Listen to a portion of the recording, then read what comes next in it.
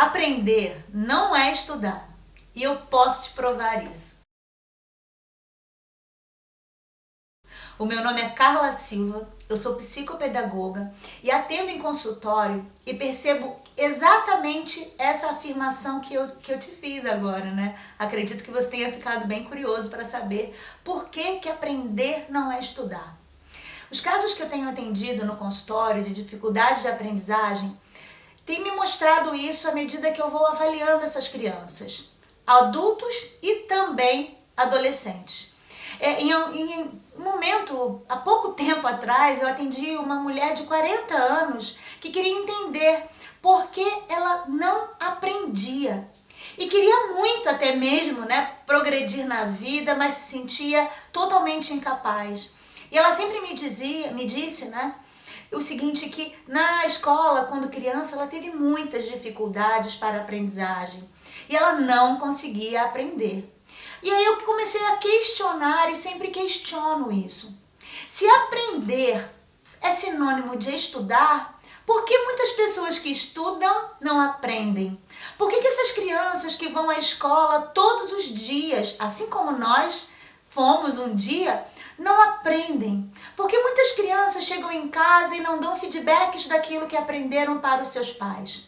Sabe por quê? Aprender vai muito além do estudar. Eu tenho que entender o motivo pelo qual eu estou estudando. Eu tenho que entender como isso acontece para que eu possa aprender.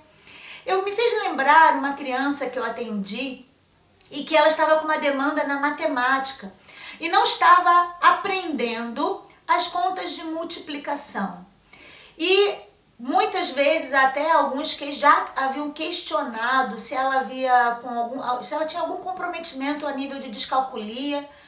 E eu fiquei pensativa em relação a isso. Porém, ao fazer um teste, uma avaliação com ela, ela me disse que não estava conseguindo fazer as contas de vezes. Essa expressão que as crianças trazem muitas vezes. E ela estava querendo dizer que não estava conseguindo entender a multiplicação. Daí, eu coloquei uma expressão no papel, onde tinha lá 3 vezes 4, o sinal de vezes, nessa expressão. E eu perguntei para ela, o que é a multiplicação? E ela não soube me dizer. Aí eu disse, mas o que significa esse sinal de vezes aqui? E ela também não apresentou nenhuma resposta. E eu fiquei pensando, por que será que isso acontece? E ela foi mais, ela me mostrou o caderno. No caderno existiam muitas tabuadas escritas na matéria de matemática que ela estava estudando. Mas ela não sabia o motivo daquelas contas, daquelas tabuadas. E ela estava tentando acessar somente pela memória. E digo para você, na minha época eu aprendi assim. Eu tinha uma professora que ela simplesmente chegava todo dia na sala de aula e entregava uma folha branca e nós tínhamos que colocar aquela tabuada, do 1 até o 10. E eu memorizei a tabuada, mas eu não aprendi o que era a multiplicação. E da mesma forma essa menina que eu atendi. Eu pude mostrar para ela o que significava a palavra multiplicação, o que significava aquele sinalzinho de vezes que ela viu no seu caderno se repetir por tantas vezes. Quando ela entendeu que aquele sinal de vezes significava uma repetição daquele mesmo número, daquela mesma quantidade, ela começou a compreender.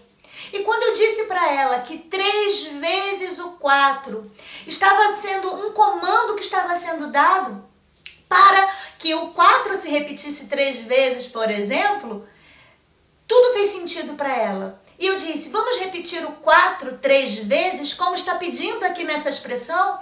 E daí ela começou a fazer 4 mais 4 mais 4 e fez a soma. E compreendeu o que era essa multiplicação. E compreendeu o que era aquele sinal de vezes, o que aquele sinal de vezes estaria retratando.